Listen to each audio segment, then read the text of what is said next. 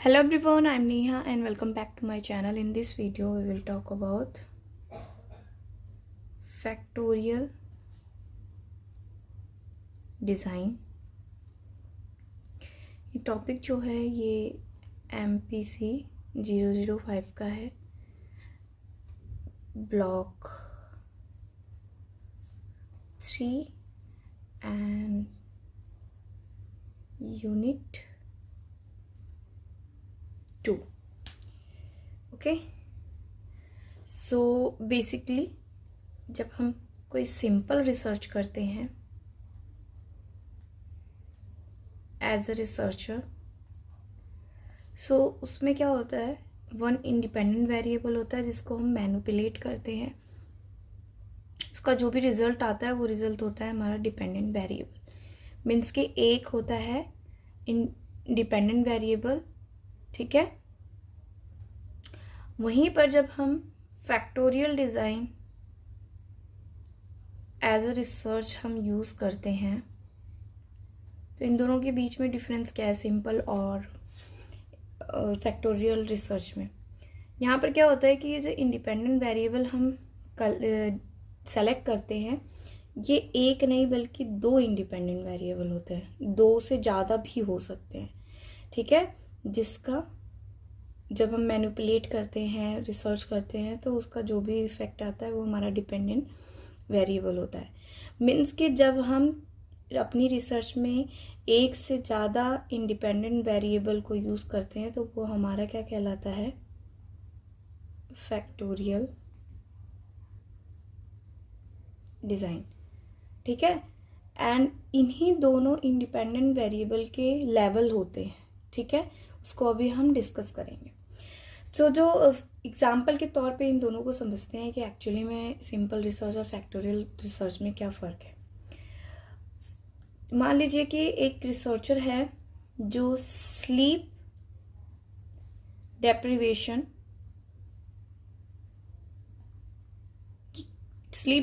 Means कि सोने की कमी की वजह से, नींद पूरी ना हो, लैक ऑफ स्लीप, ठीक है, उसकी कमी की वजह से ड्राइविंग टेस्ट पे क्या हो रहा है, ड्राइविंग टेस्ट की जो परफॉर्मेंस है और एबिलिटी है उस पर क्या हो रहा है, निगेटिव इम्पैक्ट पड़ रहा है, ठीक है. तो इसमें स्लीप डेप्रिवेशन क्या हो गया, इंडिपेंडेंट वेरिएबल हो गया, ठीक है. और ड्राइविंग टेस्ट क्या हो गया, या एबिलिटी, ये हो गया डिपेंडेंट वेरिएबल. तो इस टाइप की जो रिसर्च होगी वो कहलाएगी सिंपल रिसर्च, ठीक है. बट वहीं पर जब स्लीप डेप्रिवेशन में हम ये चेक करेंगे कि ड्राइविंग टेस्ट और एबिलिटी इम्पैक्ट होती है, बट जो मेल एंड फीमेल होते हैं, मेल एंड फीमेल उनकी डिफरेंट होती है, ठीक है, ड्राइविंग टेस्ट की परफॉर्मेंस में, ठीक है. मीन्स कि जब स्लीप डेप्रिवेशन होता है तो उसकी वजह से ड्राइविंग टेस्ट तो इफेक्ट होता है, नेगेटिव इफेक्ट तो पड़ता है, बट जो मेल एंड फीमेल है डिफरेंटली इफेक्ट करता है दोनों पे, ठीक है. तो ये मेल एंड फीमेल क्या है, हमारा अनदर इंडिपेंडेंट वेरिएबल आ गया यहाँ पे. एंड स्लीप डेप्रिवेशन हमारा पहले से ही था इंडिपेंडेंट वेरिएबल, और ये आपको पता ही है कि ये हमारा क्या है, डिपेंडेंट वेरिएबल. तो यहाँ पर हम दो इंडिपेंडेंट वेरिएबल को यूज कर रहे हैं, तो दैट मीन्स ये क्या है, हमारा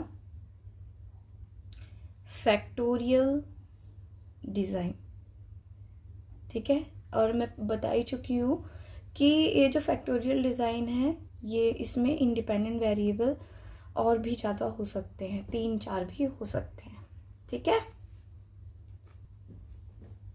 चलिए, अब ये जो फैक्टोरियल डिज़ाइन है, फैक्टोरियल में जो फैक्टर वर्ड है ये बेसिकली किससे लिया गया है, मैथ से लिया गया है, ठीक ठीक है। अब मैथ में फैक्टर क्या होता है ये आपको पता ही है, कोई ऐसा नंबर जो किसी दूसरे नंबर से प्रॉपर तरीके से क्या हो जाए, डिवाइड हो जाए और कोई रिमाइंडर ना बचे। मान लीजिए कि 12 है, उसको हम 3 से डिवाइड कर रहे हैं तो 4 आएगा, जो कि प्रॉपर तरीके से फुल्ली तरीके से ये डिवाइड हो जा रहा है, इसमें कोई रिमाइंडर नहीं बच रहा है, ठीक है। वहीं पर अगर 12 को हम 4 से डिवाइड करेंगे तो सेम होगा, ठीक है, 3 आएगा, नो रिमाइंडर। अब 12 के कौन कौन से फैक्टर हो सकते हैं, 3 और 4 देख लिया, 1 हो सकता है, 2 हो सकता है, 6 हो सकता है, 12 हो सकता है, ठीक है। ये भी अनदर फैक्टर हो गए। बट जो फैक्टोरियल डिजाइन रिसर्च में यूज की जाती है उसको देखते हैं। फैक्टर बेसिकली फैक्टोरियल डिजाइन में जो हमारा इंडिपेंडेंट वेरिएबल होता है वही हमारा फैक्टर होता है। तो इंडिपेंडेंट वेरिएबल को दो तरीके से जो इन्वेस्टिगेटर है या जो रिसर्चर है वो मैनिपुलेट कर सकता है, ठीक है। एक तो जो एक्सपेरिमेंट रिसर्चर कर रहा है या इन्वेस्टिगेटर कर रहा है उस ड्यूरेशन में मैनिपुलेट किया जा सकता है, ओके।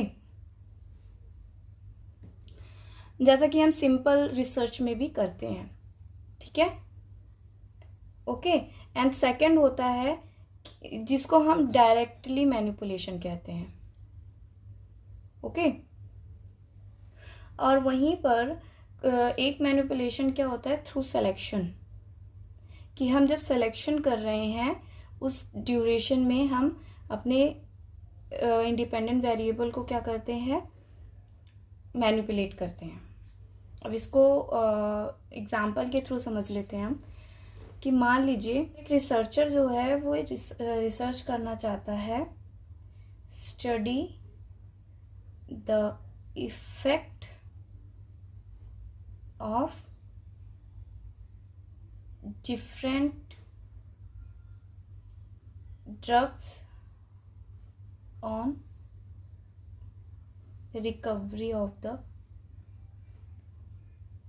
patient, ठीक है। तो वो क्या करता है, रिसर्चर 3 डोजेस को लेता है, ठीक है, जिसमें 2 mg 4 mg एंड 6 mg की क्या होती हैं, डोजेस होती हैं। बट रिसर्चर जब रिसर्च को करता है तो वो एक और इम्पॉर्टेंट वेरिएबल वहाँ पे पाता है जो कि डायरेक्टली मैनिपुलेट नहीं किया जा सकता है रिसर्चर के थ्रू। वो क्या है, एज।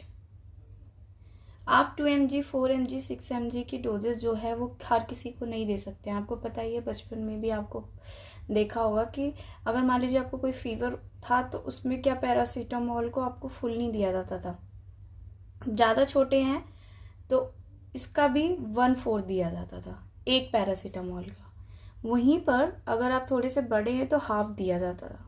तो ठीक उसी तरीके से 2 mg 4 mg और 6 mg की डोजेस के लिए एज भी क्या होता है, बहुत ही इंपॉर्टेंट रोल प्ले करता है। तो इसको जब सैंपल सेलेक्ट करता है, सैंपल सिलेक्शन होता है थ्रू रिसर्चर, तो वो क्या करता है, वहीं पर अपने सैंपल को सब्जेक्ट को डिवाइड कर देता है इनटू 3 एज ग्रुप्स, ठीक है। और उसी पे वो इन डोजेस को क्या करता है, अप्लाई करके अपनी रिसर्च को कंप्लीट करता है। तो ये जो 3 डोजेस हैं मेडिसिन है, ये एक आपका फर्स्ट वेरिएबल हो गया, ठीक है। एंड जो एज हो गया ये आपका सेकेंड वेरिएबल हो गया, ठीक है। तो ये होता है फैक्टोरियल डिजाइन, ये भी आपको समझ में आया होगा, जिसके 3 लेवल्स हैं यहाँ पर, ठीक है, ओके। अब हम आते हैं सिंपल टू फैक्टर डिजाइन पे, ठीक है। सिंपल टू फैक्टर डिजाइन में क्या होता है, 2 इंडिपेंडेंट वेरिएबल होते हैं, ठीक है, इंडिपेंडेंट वेरिएबल 1 और इंडिपेंडेंट वेरिएबल 2, ठीक है। अब इन दोनों के क्या होते हैं, लेवल होते हैं, 2 लेवल होंगे। मान लीजिए A1, अब ये इंडिपेंडेंट वेरिएबल जो 1 है उसको हम A1 A कर देते हैं, नेमिंग कर देते हैं और इसको बी कर देते हैं। तो इसको इस ए जो है फर्स्ट वेरिएबल, ये हो गया इसका लेवल A1 और इसका हो गया A2, और वहीं पर जो सेकंड वेरिएबल है B, उसका हो गया B1 एंड B2। ठीक है, कि दैट मीन्स कि सिंपल 2 फैक्टर वेरिएबल में 2 वेरिएबल होते हैं। 2 फैक्टर का ही मतलब है, जैसा कि मैंने बताया था, फैक्टर का मतलब ही इंडिपेंडेंट वेरिएबल है। तो इसमें 2 वेरिएबल हैं और जिसके हर डिपेंडेंट वेरिएबल के 2 लेवल होते हैं। ठीक है, इसीलिए इसको 2x2 फैक्टोरियल डिजाइन भी कहा जाता है। ठीक है, 2x2 होता है, 2 × 2 नहीं होता है। ठीक है, तो इसको 2x2 फैक्टोरियल डिजाइन कहा जाता है। अब इसको ना हम एक एग्जाम्पल के थ्रू समझते हैं। ओके, तो मान लीजिए कि एक एग्जाम्पल है जिसमें एक एजुकेशनल प्रोग्राम है,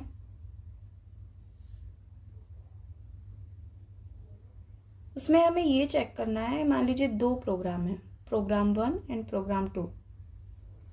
अब इसमें हमें ये चेक करना है कि इन दोनों प्रोग्राम में से कौन सा प्रोग्राम वर्क वेल।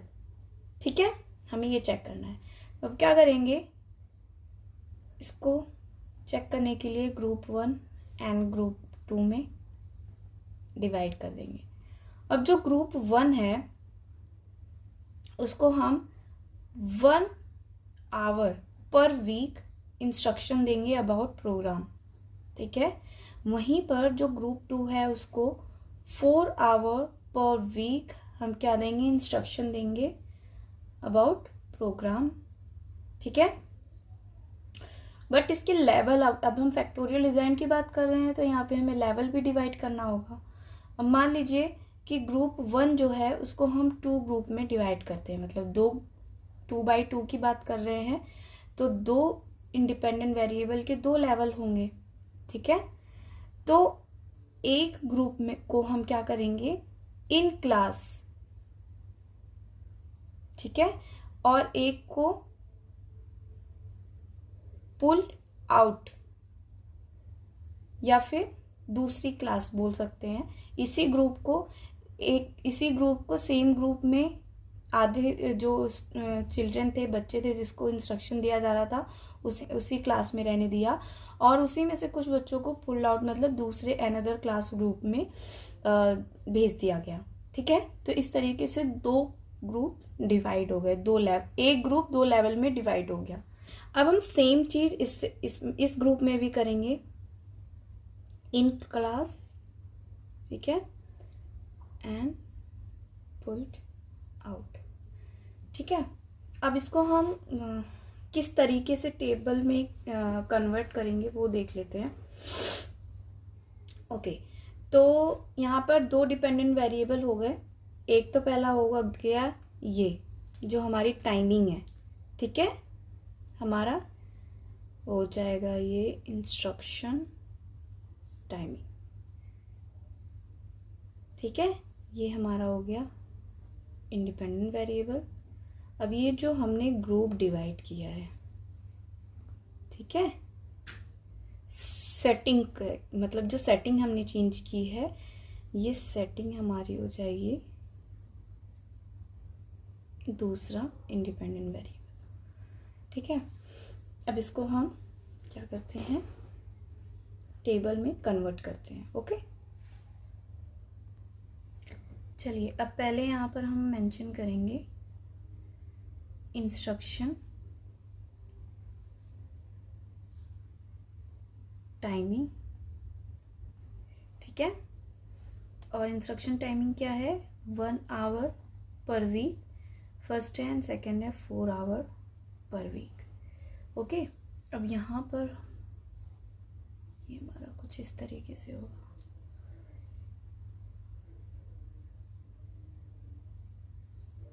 ओके, यहाँ पर आ जाएगी हमारी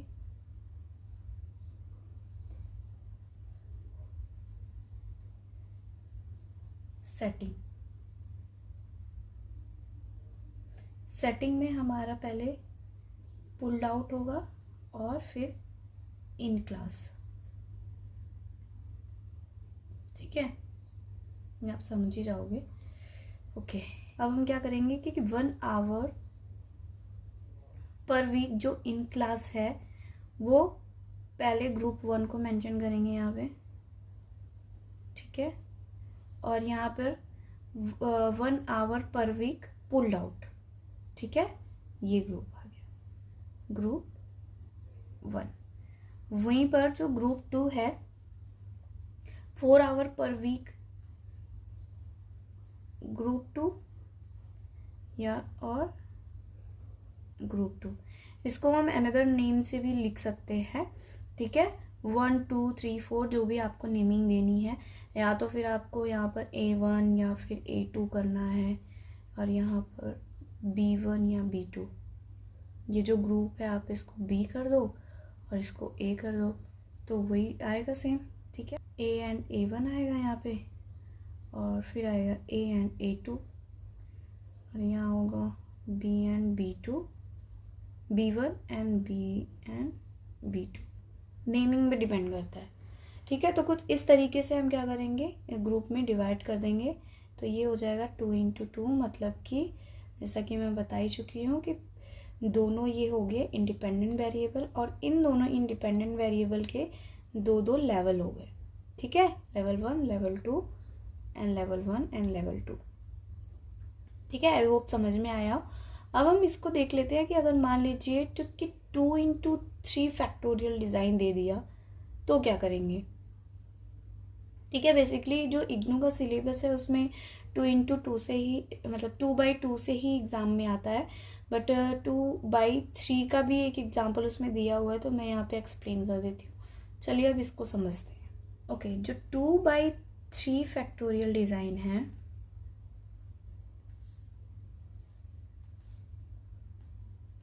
इसका मतलब है कि एक ये इंडिपेंडेंट वेरिएबल है, एक ये इंडिपेंडेंट वेरिएबल है। इस इंडिपेंडेंट वेरिएबल के 2 लेवल हैं, ठीक है, लेवल 1, लेवल 2, बस। बट इस वाले इंडिपेंडेंट वेरिएबल के कितने लेवल हैं, 3, 1 2 3, ठीक है। अब इसको हम एग्जाम्पल के तौर पे समझते हैं कि 2 into 3, ठीक है। अब हम इस वाले वेरिएबल को b का नाम देंगे, ठीक है, और इस वेरिएबल को हम a दे देते हैं, ठीक है। तो अब b के कितने लेवल हुए, b1 b2, और वहीं पर जो a है उसके कितने लेवल हुए, 3, a1 a2 एंड a3। अब इसको टेबल में किस तरीके से रिप्रेजेंट करेंगे वो देख लेते हैं। हमारा जो फैक्टर है वो a यहाँ पर आएगा, और हम इसको यहाँ पर कर देंगे a1 a2 a3, ठीक है। अब b को हम क्या करेंगे, यहाँ पर मेंशन कर देंगे, और b1 एंड b2। अगर ये ज़्यादा होता है, यहाँ पर 3 into 3 3/3 होगा, तो यहाँ पर एक b3 और ऐड हो जाएगा, ठीक है। तो ये सिर्फ आपको समझाने के लिए मैंने किया था कि आप कंफ्यूज ना हो। ये आ गया। अब इन सारे जो लेवल हैं उनके बीच में इंटरेक्शन होगा, ठीक है। तो यहाँ पर आएगा a1 b1, ठीक है, यहाँ पर आएगा a2 b1, यहाँ पर आएगा a3 b1, ठीक है। अब इन दोनों के बीच में इंटरेक्शन होगा a1 b2 a2 b2 a3 b2, ठीक है। इसको हम कहते हैं 2/3 फैक्टोरियल डिज़ाइन।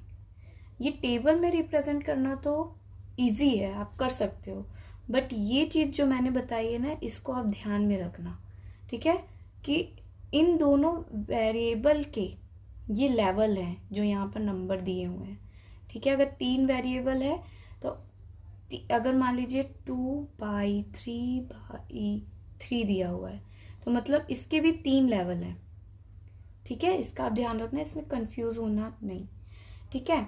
ये हो गया हमें टेबल में रिप्रेजेंट किस तरीके से करते हैं। अब हम ग्राफिक देख लेते हैं कि ग्राफ में रिप्रेजेंट किस तरीके से किया जाता है।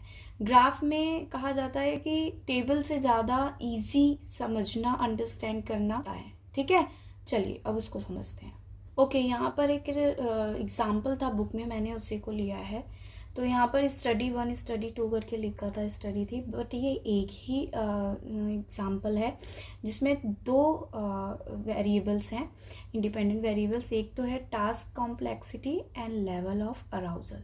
तो टास्क कॉम्प्लेक्सिटी में कितने थे, 2 लेवल थे, सिंपल एंड कॉम्प्लेक्स। और ये जो टाइमिंग दी गई है कि हाई अराउजल देखा गया है, हाई अराउजल कितने टाइमिंग में कंप्लीशन हुआ है, 7.6 सेकंड में।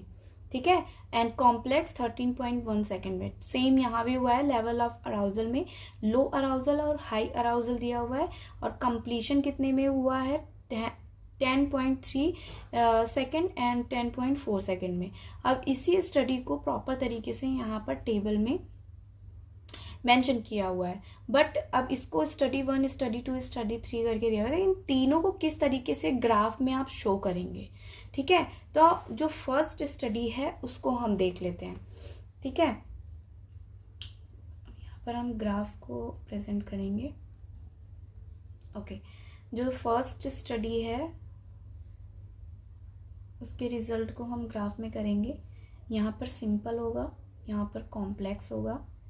ये है आपका टास्क कॉम्प्लेक्सिटी। ओके, अब इसको आप नंबर दे देंगे 6, 8, 10, 12, 14, 16 एंड 18। ठीक है, यहाँ पे टास्क कॉम्प्लेक्सिटी लिखा है और यहाँ पर टाइम टू कंप्लीशन सेकेंड। ठीक है, अब हमारा क्या है, फर्स्ट स्टडी क्या है, जो सिंपल टास्क कॉम्प्लेक्सिटी है वो 7.6 की है। तो हम क्या करेंगे, यहाँ पर शो होगा 6 और 8 के बीच में हमारा 7.6 आएगा, तो हम यहाँ पर इसको रिप्रेजेंट करेंगे। अगर आप ग्राफ में करोगे तो और बेटर तरीके से कर पाओगे। ठीक है, सिंपल कॉम्प्लेक्सिटी होगी। अब जो कॉम्प्लेक्सिटी है, वो टास्क कॉम्प्लेक्सिटी है, वो कितनी है हमारी 13.1। तो ये हमारा 12 से थोड़ा सा ऊपर आ जाएगा। ठीक है, यहाँ पे आया। तो इसको हम ग्राफ में कुछ इस तरीके से क्या करेंगे, रिप्रेजेंट करेंगे। ठीक है, तो ये आप क्या कर रहे हो, इजीली इसको एक्सप्लेन कर पा रहे, समझ पा रहे हो। ओके, ये हो गया हमारा रिजल्ट या स्टडी फर्स्ट। ठीक है, इन ग्राफ। अब सेकंड में आते हैं, सेम ग्राफ हमें बनाना है इस तरीके से, बट हम यहाँ पे क्या करेंगे, यहाँ पे लो दिखाना है हमें और यहाँ पे high. Okay, level of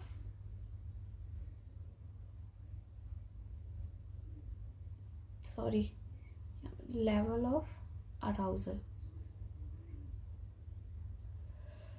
okay, और यहाँ पर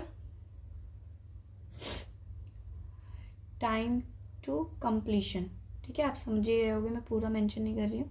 यहाँ पर हम नंबरिंग दे देते हैं 6, 8, 10, 12, 14, 16, 18।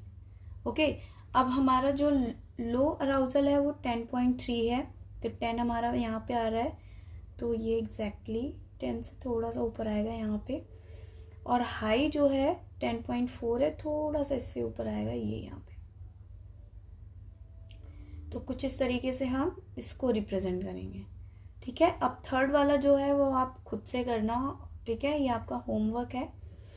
तो ये था factorial design, simple factor design, जो कि एग्ज़ाम में बहुत बार आ चुका है। ठीक है, और किस तरीके से उसको टेबल में रिप्रेजेंट करेंगे और किस तरीके से उसको ग्राफ में रिप्रेजेंट करेंगे, ये मैंने आपको एक्सप्लेन कर दिया है। एंड नेक्स्ट वीडियो में हम मिलते हैं टाइप्स ऑफ फैक्टोरियल डिज़ाइन, जिसमें हम with in factorial design and between factorial design के बारे में डिस्कस करेंगे। तो आई होप ये टॉपिक आपको समझ में आया तो प्लीज़ लाइक करें, शेयर करें और मेरे चैनल को सब्सक्राइब करें। और कोई कन्फ्यूज़न हो तो प्लीज़ कमेंट सेक्शन में लिखें। मैं पूरी कोशिश करूँगी कि आपके जो डाउट हैं वो क्लियर करने के लिए। सो ऐसे ही मेरी वीडियोस को देखते रहिए। Thanks for watching.